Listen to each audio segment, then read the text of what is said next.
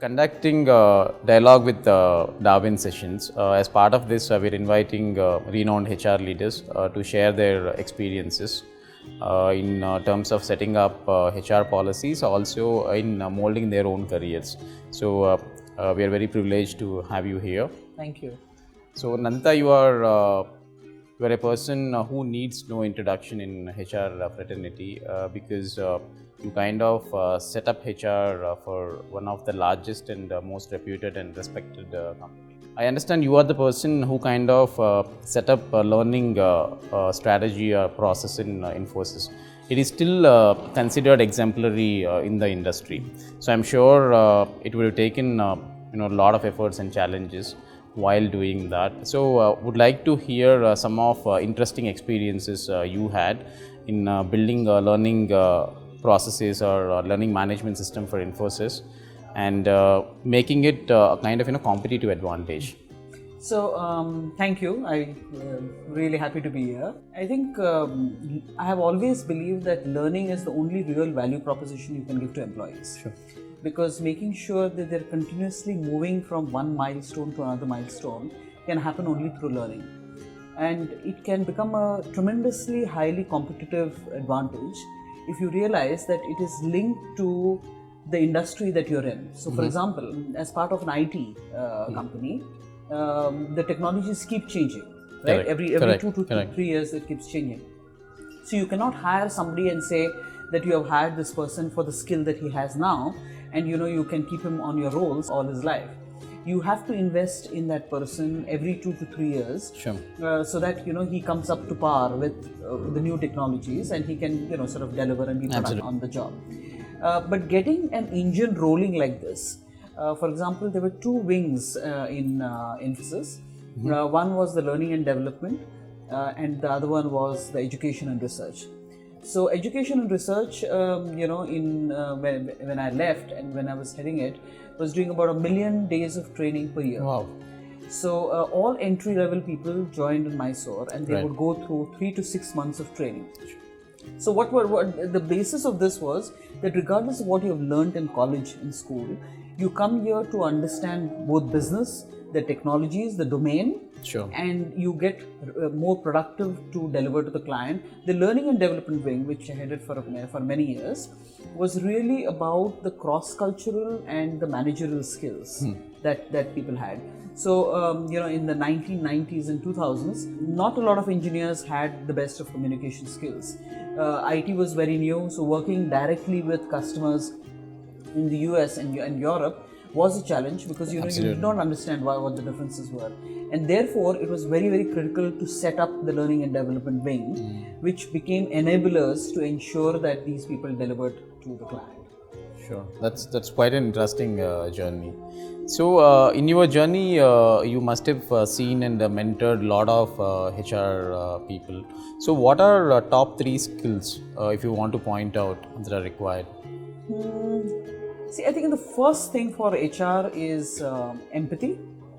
You have to understand what the employee wants, and you have to see yourself in that person's shoes. Because unless you do that, you could always be dictating policies and ways of working to somebody whose lifestyle you have not seen, or where you don't understand where it's coming from.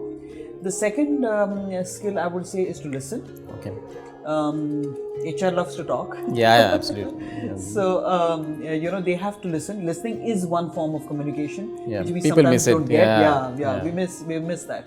And just listening sometimes can erase a lot of the issues which we talk about there. And the third one is not is more of something which you can probably pick up, is business sense. Okay. I know a lot of HR professionals who believe that they are sometimes anti-business, which means being on the side of an employee means that you are against the business. On the contrary, it should be very aligned. Absolutely. Right? And for that to happen, they need to understand really what is our core business and how do we become profitable. Sure. Right? Because if you are not working as an organization, and if you're not successful as an organization, then really the employees' jobs are at stake. So HR as the custodian of employees is responsible for that. Good. So, what is one skill, probably among the three or outside the three skills, that you think is not trainable, but that comes ingrained in the person? I think most skills are trainable. I Okay. mean, I don't believe that leaders are born. I believe that they are a result of their environment. So I think most of them can be learned, but there is an ingrained personality within the person. Yeah. So for example, if you are not a person who listens to others, then you struggle with it. You can pick up the skill, but you'll always go back to the talking rather than to the listening. So with enough effort, I think all of them can be learned. Okay. So you started your career in technology or engineering. That's quite an interesting. Then you became a HR professional. Yes. Now you're also mentoring a lot of companies in HR tech space, including Darwin Box.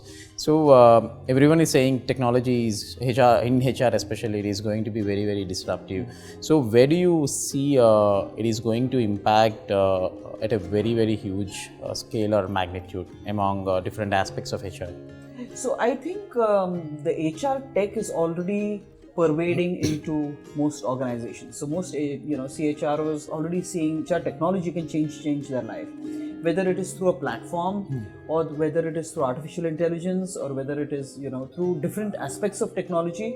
Each of their functions are can go through a dramatic change. So for example, let's start with say recruitment. Right. Earlier people used to have a workforce planning and say that I need so many people and therefore I go to the market and I attract those people. Today with artificial intelligence and the systems and technology which is present, you can actually look at passive candidates who are supposedly the more attractive ones, and you can customize the way you present your organization to them. Sure. Because of all the intelligence you have around the information around this particular person, His social imprint and all yes. So you start customizing your functions to that one individual. So the power of one can come only through the usage of technology, and more the relationship of HR and its work towards employees is how do I make sure that this organization is really customized for the employee and vice versa. There is no other way to do it than to do it through information, through decision making, both of which are driven by technology. Sure. So we started with learning, right?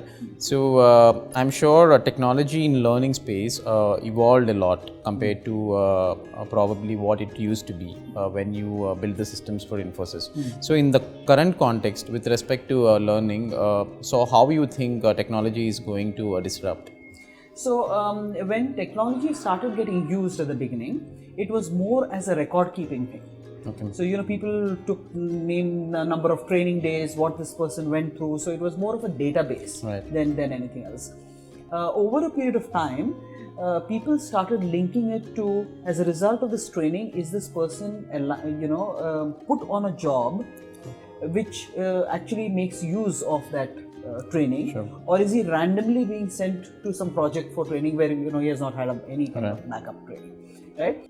So decision making started happening as a result of it.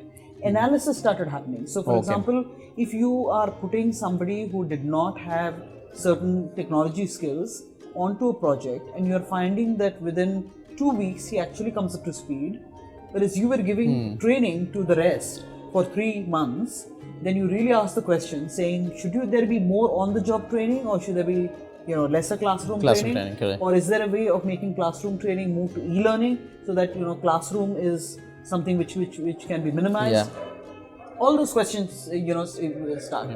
And one of the most powerful pieces of technology changing HR is actually workforce analytics. Okay.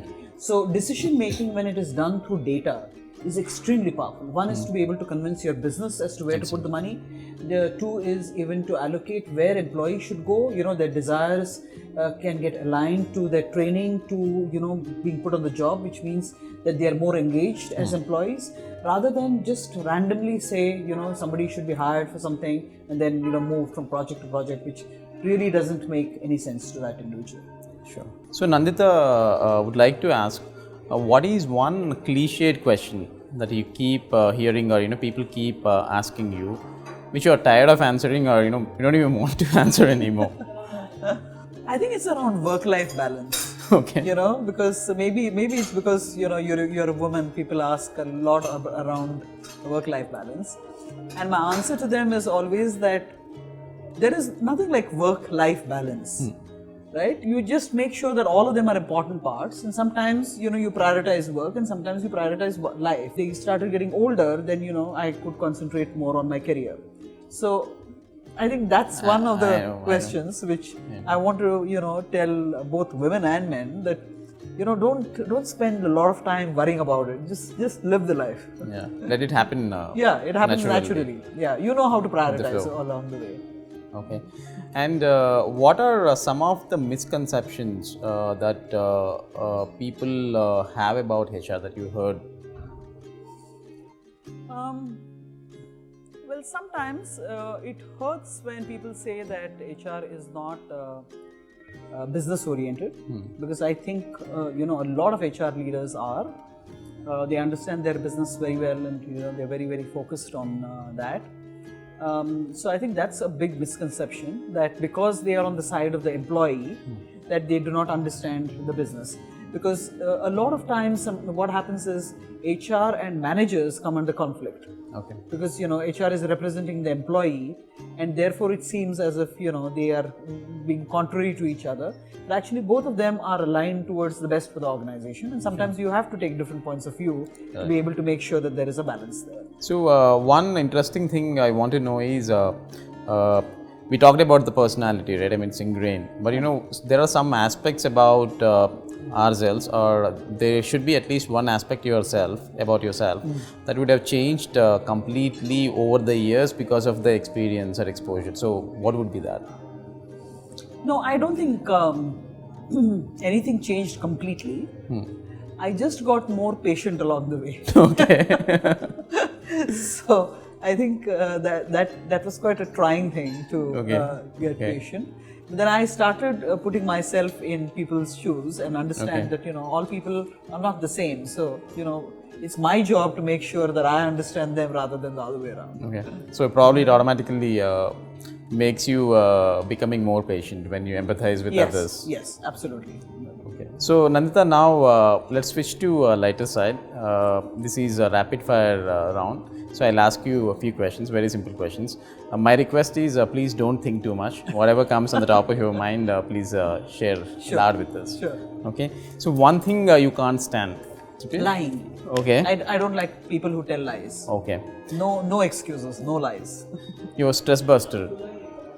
Music. Okay. One adjective for HR. Empathy. Favorite book? Only the Paranoid Survive. Okay. Your mentor or inspiration? Lots of mentors actually. Narayan Murthy, Mohandas Pai are very, very, I was very fortunate to have very powerful mentors. What is your one advice for HR people? This is your time. Okay. Make the most of it. Be in the front. Don't sit being passive, in the background waiting for business to ask you to join in. This is a great time to be in HR, so make the best of it. Okay. Sure, Nandita. That's it. Thank you very much for joining us today. It's been a great pleasure talking to you. Thank you, Chaitanya. Thanks.